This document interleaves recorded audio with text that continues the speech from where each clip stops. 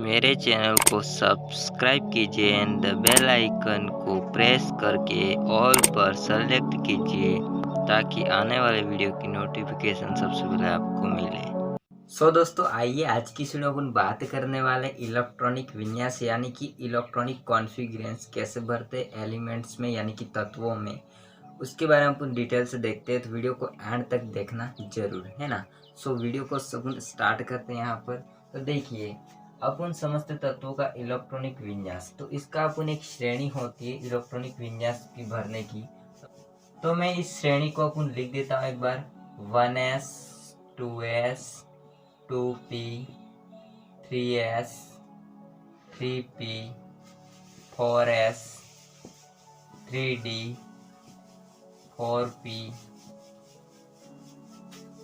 5s 4d 5p 6s 4f 5d 6p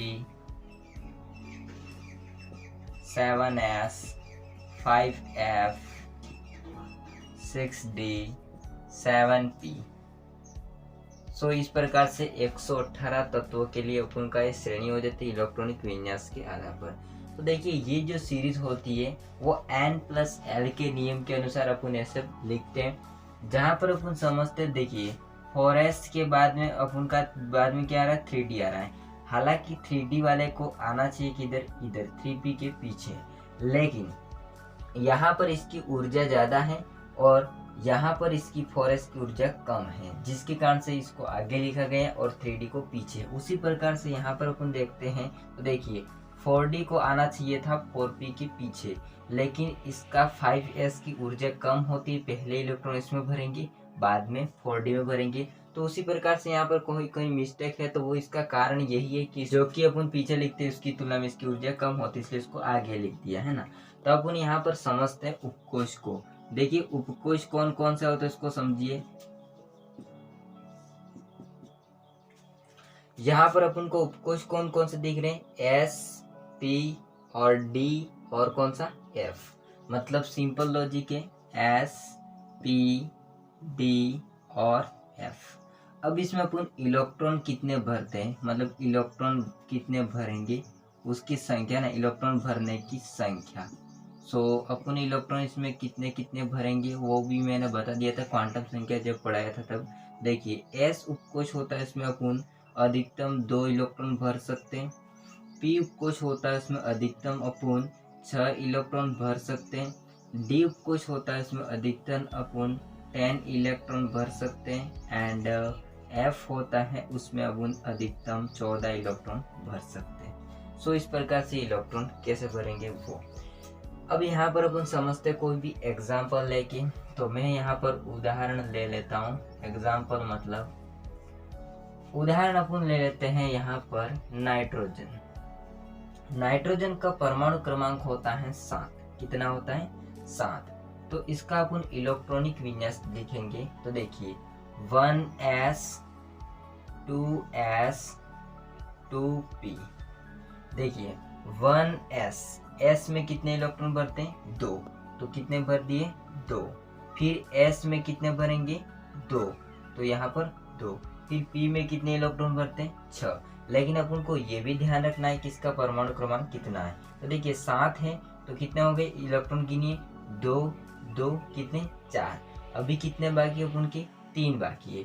तो यहाँ पर इलेक्ट्रॉन कितने भरेंगे 3।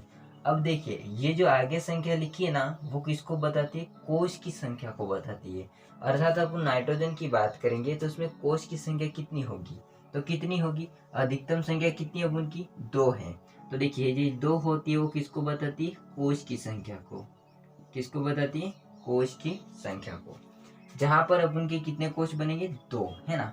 तो देखिए दूसरा कोश ये भी है, दूसरा कोश ये भी है। ये पहला कोश है, तो पहले कोश में कितने इलेक्ट्रॉन है 2। पहले कोश में कितने इलेक्ट्रॉन है 2 और दूसरे कोश में कितने इलेक्ट्रॉन है 2 और 3 कितने 5। अर्थात इसका इस प्रकार का हो जाएगा, समझे ना। अगर इसका अपन परमाणु बनाएंगे नाइट्रोजन का, तो देखिए ये नाभिक बन गया। इसके कोश कितने बनेंगे, तो अधिकतम संख्या कितनी है 2, मतलब पहला कोश प्लस दूसरा कोश। पहले कोश में कितने इलेक्ट्रॉन? 2, तो 1 एंड 2। दूसरे में कितने? 5, 5 ना, तो देखिए 1 2 3 4 और 5। तो इस प्रकार का इसका एटम बनेगा, किसका? नाइट्रोजन का, है ना, एन का, सिंपल एन का है ना, N2 का नहीं है। अब इस प्रकार से आप इलेक्ट्रॉनिक विन्यास भरना सीखेंगे। आगे अपन दूसरा एग्जांपल लेते हैं, उदाहरण सेकंड। उदाहरण में सेकंड ले लेता हूँ यहाँ पर कोई अच्छा सा, जैसे कि मैं यहाँ पर पोटेशियम ले लेता हूँ। पोटेशियम होता है, इसको अपन कैसे दर्शाते हैं? इसका परमाणु क्रमांक होता है 19। कितना होता है? 19। अब अपन इसका इलेक्ट्रॉनिक विन्यास लिखेंगे। देखिए 1s, s में कितने? 2 इलेक्ट्रॉन, 1s2। फिर 2s, s में कितने इलेक्ट्रॉन? 2, 2। फिर आ जाएगा 2p, p में कितने इलेक्ट्रॉन? 6 इलेक्ट्रॉन, तो 6 हो गए। कितने हो गए? 6 2 4 10। आगे अपन को देखना है कितने करने? 19 करने। आगे 2p के बाद अपन का क्या आ रहा है? देखिए 2p के बाद में 3s, तो 3s, s में 2 इलेक्ट्रॉन।